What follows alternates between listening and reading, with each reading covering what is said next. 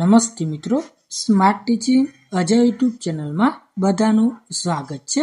મિત્રો, institute of banking personnel selection એટલે કે IBPS ભરતી 2026 આવેલી છે.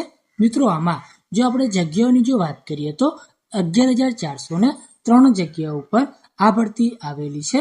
એટલે કે આ ભરતીની મિત્રો આપણે આ વિડીયોમાં સંપૂર્ણ માહિતી જોવાના છીએ, તો તમારે અંત સુધી જોડાઈ રહેવાનું છે. જેમાં મિત્રો આપણે વાત કરીએ તો IBPS CSA ભરતી 2026માં institute of banking personnel selection એટલે કે IBPSA 2027-28ની ખાલી જગ્યાઓ માટે ભાગ લેતી જાહેર ક્ષેત્રની બેંકોમાં ગ્રાહક સેવા સહયોગીઓ એટલે કે કારકુન કેડરની ભરતી માટે કોમન રિક્રુટમેન્ટ પ્રોસેસ માટે સત્તાવાર સૂચના બહાર પાડી છે, જે પાત્ર ઉમેદવારો સત્તાવાર વેબસાઇટ દ્વારા ઓનલાઈન અરજી કરી શકશે.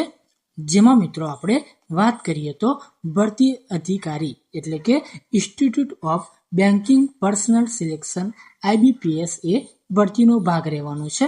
પોસ્ટનું નામ તો ગ્રાહક સેવા સહયોગી એટલે કે CSA.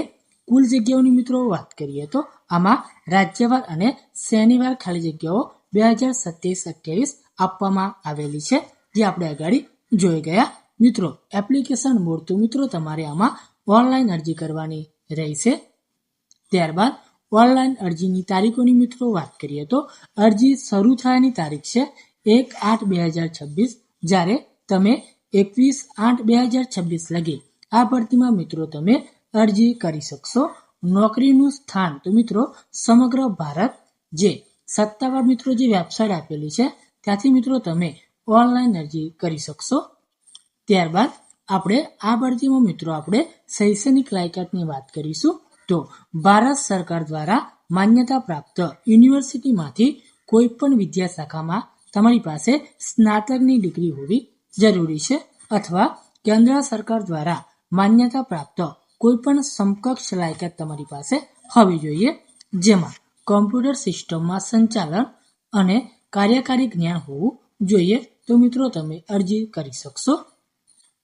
ત્યારબાદ આ ભરતીમાં મિત્રો આપણે વય મર્યાદાની વાત કરીશું, જેમાં ઓછામાં ઓછી ઉંમર 20 વર્ષ, જ્યારે વધુમાં વધુ ઉંમર તમારી 28 વર્ષની હોવી જોઈએ.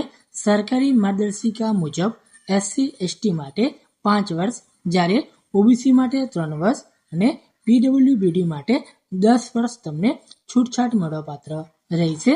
મિત્રો, આ ભરતીની જે ઓફિશિયલ જે નોટિફિકેશન છે એની લિંક આપણે ડિસ્ક્રિપ્શનમાં આપેલી છે, ત્યાંથી તમે જોઈ શકશો.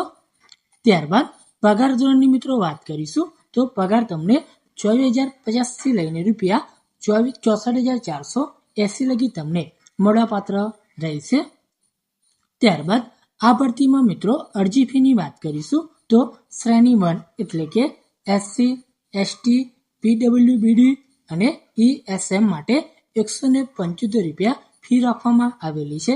અન્ય કેટેગરી માટે ₹850 તમારે અરજી ફી ચૂકવવાની રહેશે.